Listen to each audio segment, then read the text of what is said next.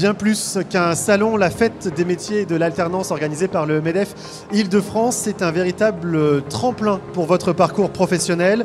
Que vous soyez étudiant, en recherche d'emploi ou en reconversion, cet événement est conçu pour vous aider à construire votre avenir. Et pour en parler cette fois à mes côtés, Bertrand Ferd, vous êtes président de la commission emploi formation du MEDEF Île-de-France, vice-président de la Fédération française du bâtiment Grand Paris Île-de-France. Merci d'être avec nous. Merci de votre invitation. On va évoquer plein de sujets passionnants avec vous et à vos côtés, Jean-Marc Mormec, vous êtes directeur général d'Oriane Île-de-France. Merci également d'être avec nous aujourd'hui.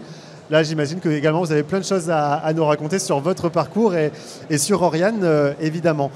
J'aimerais qu'on commence avant tout sur une question commune. Pourquoi c'est important pour vous deux d'être présents ici, aujourd'hui, sur cette fête des métiers de l'alternance? Allez, qui a envie de commencer? Qui démarre? À vous. Vous ouvrez le bal, Bertrand. C'est une super opportunité de faire la promotion de nos métiers quand même, dans le bâtiment, cette fête des métiers. Donc aujourd'hui, je suis très heureux d'être là. Je suis très heureux de représenter la FFB Grand Paris Île-de-France. Et dans la fédération du Grand Paris Île-de-France, nous avons des CFA. Oui. Des beaux CFA qui sont présents sur le salon d'ailleurs. Le CFA Salambert, dont je suis le président, qui est la première école de France à gérer la filière complète des économies de la construction du Bac-3 au Bac+5. Et nous avons aussi sur le salon l'éco-campus du bâtiment. Ce gros paquebot qui a été construit sur Ivry-sur-Seine, oui, qui est un centre magnifique, flambant neuf, qui a été inauguré en 2021 et qui gère donc des métiers de l'électrotechnique, de l'électricité, des métiers comme le génie climatique, couverture plomberie, des métiers de peintre, d'aménagement et de finition.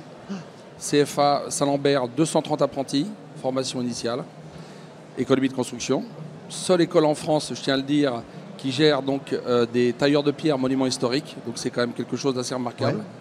Ouais. Et l'éco-campus de bâtiment qui ne fait qu'évoluer en personnel, puisqu'aujourd'hui les apprentis en nombre, on est passé de 700 à 800 à 900, et aujourd'hui on a plus d'1 millier d'apprentis à l'éco-campus. Merci donc au MEDEF Île-de-France de nous permettre de faire briller nos CFA et nos formations. Voilà, donc un grand merci sur ce salon qui s'annonce à mon avis un véritable succès. Très riche comme l'année dernière. Jean-Marc, pourquoi c'est important pour vous d'être là aujourd'hui? Nous, c'est une façon déjà aussi de se faire connaître. Forcément, on est aussi, on s'approche beaucoup des jeunes. Et le fait quand les jeunes sont là, Oriane doit être là. C'est aussi l'opportunité de rencontrer des entreprises, d'échanger, comme on a pu se rencontrer, on a pu échanger, de voir comment on peut travailler ensemble, d'avoir de nouveaux partenaires. On parlera un peu plus précisément d'Oriane dans un instant. Bertrand, aujourd'hui, le bâtiment représente près de 120 000 entreprises en Île-de-France. Presque 400 000 actifs et surtout un chiffre d'affaires d'environ 40 milliards d'euros. Oui. Quels sont, après avoir posé ce constat, quels sont les défis aujourd'hui auxquels vous faites face? Alors là, vous parlez de chiffres en Île-de-France. En Île-de-France, oui. Et si on prend le bâtiment en 2 petites minutes au niveau national, c'est 150 milliards d'euros de chiffre d'affaires. Et en équivalent temps plein, on est plutôt à 1 million de salariés. Ouais. C'est quand même magnifique. Et c'est pour dire que le bâtiment, ça pèse dans le débat aujourd'hui. Quand on dit que le bâtiment va tout va, donc il faut vraiment avoir un regard assez précis sur le bâtiment qui représente à peu près 7% du produit intérieur brut de la France. 7%. Alors le défi, c'est un peu compliqué parce que d'un côté, je vais vous parler de la crise du logement. Oui. On a une crise du logement neuf. Vous avez vu un peu les taux qui sont très hauts. L'explosion du prix du foncier, c'est terrible aujourd'hui pour être propriétaire à Paris. La difficulté pour avoir des permis de construire, c'est très compliqué. Donc on a une crise vraiment très importante du logement neuf. Et à contrario, on a quand même besoin de personnel. On a quand même besoin de recruter. Pourquoi? Parce que vous avez des départs à la retraite. Il va bien falloir les remplacer. Il va falloir aussi répondre aux enjeux de la rénovation énergétique, qui est j'appelle ça la révolution énergétique. Je vous en parlerai peut-être un peu plus tard. Oui. Et puis après, il y a aussi, si vous voulez, tout simplement la préparation de la sortie de crise. Donc l'enjeu, promotion des métiers et recrutement. Jean-Marc, vous avez un parcours inspirant. Alors on le disait, vous dirigez Oriane, on en parlera dans un instant, mais vous êtes surtout champion de boxe, au cas où on ne vous aurait pas reconnu. On a un champion sur le plateau. Vous êtes issu des quartiers et un jour vous avez dit à votre papa je serai champion du monde de boxe. Racontez-nous. Suite à un match que je regardais avec mon père, c'est les années 80, on dit les 3 rôles les plus violents de l'histoire. J'ai regardé ce match Et ces 3 rounds m'ont tellement motivé, m'ont donné envie de faire ce sport que je ne connaissais pas du tout. Et à la fin du combat, je dis à mon père, je serai champion du monde. Donc il me regarde et me dit, mais tu ne peux pas être champion du monde de quelque chose que tu ne pratiques pas. Donc j'ai 13 ans, je m'inscris à 15 ans et à 29 ans, je deviens champion du monde de boxe. Donc qu'on se donne les moyens, on peut faire beaucoup de choses. En fait, si j'en parle et si je prends cet exemple, c'est justement pour en venir à ça. C'est-à-dire qu'il faut la motivation, il faut avoir l'envie. Et si on l'a et qu'on se donne les moyens, on peut y arriver finalement. Bien sûr, mais après, on sait, bien sûr, après ça ne suffit pas. Juste la motivation et l'envie, évidemment. On sait, il y a le travail. Et on dit qu'on a beau avoir du talent, mais on dit que le travail bat le talent quand le talent ne s'entraîne pas. Donc, il faut constamment s'entraîner pour réussir, pour atteindre ce qu'on veut. Est-ce que le combat de l'apprentissage, de l'alternance, de la formation, c'est un combat plus compliqué que les combats que vous avez pu mener sur le ring ? Après, il y a pas mal de similitudes en tout cas, parce que pour nous, par exemple, alors moi je parle de la boxe parce que c'est la boxe, on s'entraîne tout le temps, mais on a un objectif. Tandis que ces jeunes, on leur demande de pouvoir de faire des formations et autres, mais après ils cherchent l'entreprise et des fois ils n'ont pas l'entreprise. Donc ils ont fait un travail et pour des fois pas avoir les bonnes réponses. Donc là, il nous faudrait peut-être plus d'entreprises. Il y en a, mais il en faudrait peut-être encore plus. Bertrand, vous le disiez à l'instant, vous avez de forts besoins en recrutement.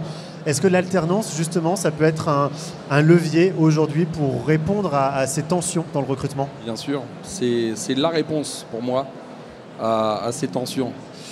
On a une évolution quand même de l'apprentissage. Je crois qu'en 2023, si mes chiffres sont bons, on était à 10 800 dans le bâtiment Île-de-France, 10 800 apprentis.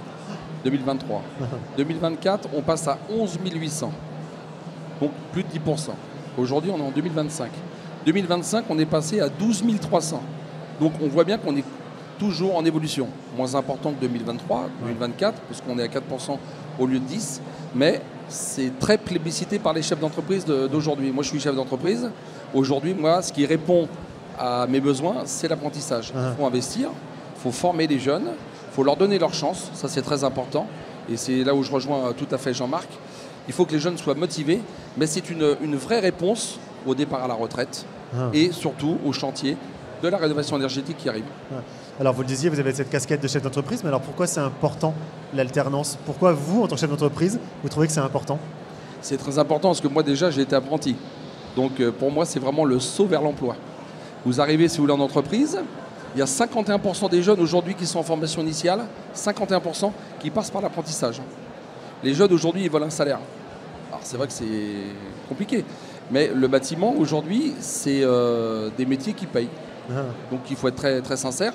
L'apprentissage aujourd'hui, dans le BTP, un apprenti de moins de 18 ans, il touche 780 € par mois. 780.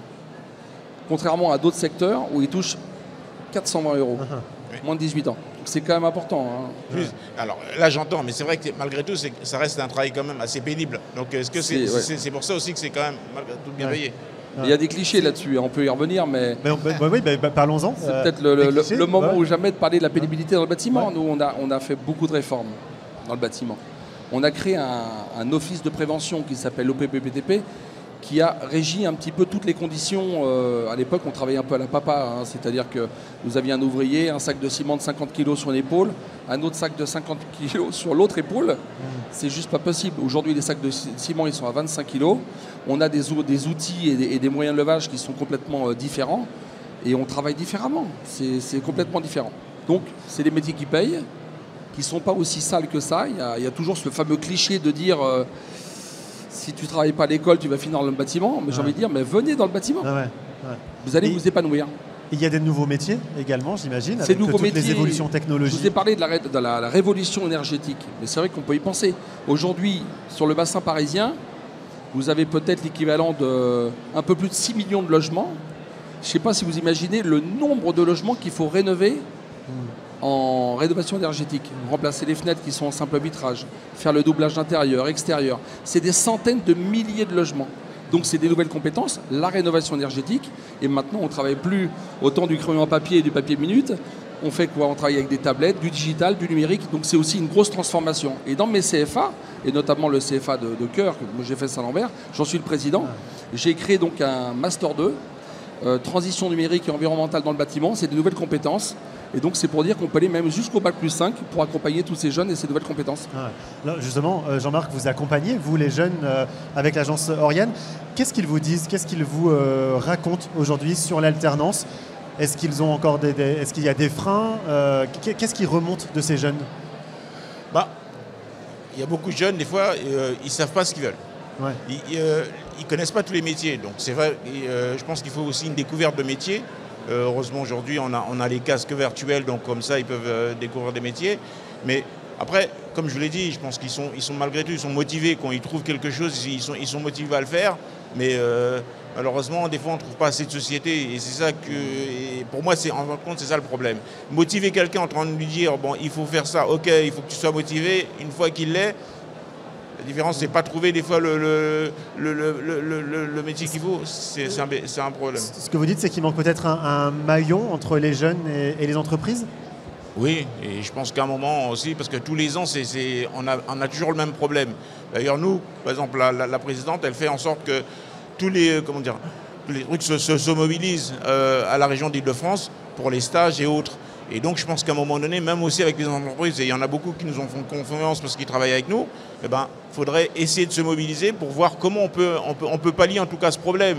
Et je ne dis pas, parce qu'il y en a beaucoup, il y a beaucoup d'entreprises qui travaillent et qui prennent des alternants. Mais malgré tout, il n'y en a pas encore assez. Ouais. Et ça, c'est un regret. Ouais. Il faut les former, ces jeunes-là. Je voudrais revenir un petit peu là-dessus. Un apprenti, c'est un collaborateur avant tout. Il faut l'accompagner, il faut le former, il faut investir. Quand on donne, on reçoit. Et ça, c'est quelque chose d'assez palpable. Et il faut vraiment investir en temps et en respectabilité. Un apprenti, un collaborateur avant tout, votre futur pépite, celui qui va prendre votre place plus tard. Et ça, c'est de l'investissement, il faut y croire. Le bâtiment, moi, ce que j'ai envie de dire à tous ces jeunes, quand même, il y a la crise du logement, mais ça recrute. On a vraiment un fort besoin de recrutement. Il faut enlever des vieux clichés. Aujourd'hui, on construit propre, on recycle, on fait des choses bien dans le bâtiment. Moi, je peux vous engager vivement sur mes chantiers à voir comment on travaille. C'est motivant, c'est palpable. Le temps passe vite. On édifie, on construit. Il y a du concret dans ce qu'on fait. Et donc, le bâtiment aujourd'hui en Île-de-France, par an, même en temps de crise, de 2024 à 2029, dans cette période-là, le besoin en équivalent temps plein dans les métiers de production, c'est 7000 personnes. Donc c'est quand même un chiffre qui parle. 7000 personnes qu'on attend sur nos chantiers, des menuisiers, des carreleurs, des plombiers, des maçons, beaucoup de maçons. Sur les 7000 personnes, vous avez un tiers de besoins en maçonnerie. Moi, je dirige une entreprise de maçonnerie, donc je l'appelle les maçons à venir, mais aussi des charpentiers, des plombiers, des électriciens. Il faut bien qu'on donne de l'électricité et de l'eau dans nos bâtiments. Il faut aussi un toit, donc il faut des couvreurs, il nous faut des menuisiers pour les fenêtres. Tous les corps d'État secondaires du bâtiment recrutent dans les métiers de production, ceux que je viens d'évoquer, et aussi dans les métiers d'encadrement. L'encadrement, le conducteur de travaux, le chef de chantier, le directeur de travaux. Tous les secteurs aujourd'hui de la filière recrutent. Et ça, c'est aussi grâce à la rénovation énergétique. Jean-Marc, je disais que, alors, par exemple, dans le bâtiment, c'est bien parce qu'ils ont de la chance et il y a une perspective de métier et c'est très bien. Mais aussi, il y a d'autres métiers. Par exemple, on voit dans l'industrie, on nous dit qu'il y a un métier qui est en tension. Mais si c'est un métier qui est en tension, on nous donne une formation et un emploi derrière parce qu'il y a une perspective pour les jeunes, on vous trouve des jeunes qui vont dans ces métiers. Mais il faut un objectif, il faut le but. Et il faut savoir, demain, on ne va pas juste faire la formation et ensuite on ne va pas avoir de boulot derrière. C'est ça le truc. Voilà, il nous faut ça. D'où l'apprentissage. L'apprentissage, c'est un pied dans l'entreprise. Oui. Donc il est dans l'entreprise. Et moi, je peux vous l'assurer, en tant que chef d'entreprise du bâtiment, quand je forme un apprenti, j'ai pas envie qu'il aille ailleurs. Je le garde chez moi, bien au chaud, et j'essaie de le motiver. Donc la motivation, c'est le respect aussi. Il n'y a pas que le caractère financier, du respect et de l'investissement. Mais ça, c'est un drôle de cadeau qu'on fait à l'apprenti. Et l'apprenti, s'il se sent bien, il ne va pas voir ailleurs. Moi, je vous le dis tout de suite. Donc, il faut investir dans la formation, mais l'apprentissage, c'est la meilleure voie pour le recrutement, c'est l'apprentissage. Dernière question à tous les deux, parce qu'on nous attend. Quel message vous aimeriez faire passer aux jeunes qui sont présents aujourd'hui et aussi aux jeunes qui nous regardent? Moi, personnellement, je vais leur dire, pour certains en tout cas, faites un métier, choisissez quelque chose que vous avez envie de faire. Pas parce que les parents vous l'ont conseillé ou parce que vous voulez faire comme votre ami. Voilà, on fait un métier pour soi, parce qu'on a envie, parce qu'on le sent bien, et puis tout se passera bien. Bertrand? Alors moi, mon petit message, j'ai envie de leur parler juste d'un parcours d'un jeune homme qui avait 18 ans, qui est parti de chez ses parents pour être autonome. Il est rentré en apprentissage à Saint-Lambert, une école que je connais bien. Il a fait 4 ans d'apprentissage, il est rentré dans l'entreprise, il a gravi tous les échelons, il a racheté l'entreprise. Et cette personne-là, aujourd'hui, donc une fois qu'elle était chef d'entreprise, elle est allée à la Fédération du bâtiment, elle a pris la direction du CFA Saint-Lambert alors qu'il était apprenti, ce jeune homme. Et aujourd'hui, il est président de la commission emploi-formation du MEDEF Île-de-France. Donc, vous l'avez en face de vous. Donc, j'ai envie de leur dire, ascenseur social, très important. Venez dans le bâtiment, vous allez vous éclater. Et surtout, n'ayez pas peur. C'est des métiers qui payent. Et aujourd'hui, on ne travaille plus comme à l'âge de pierre. Donc, venez dans le bâtiment, on vous accueille des bras ouverts.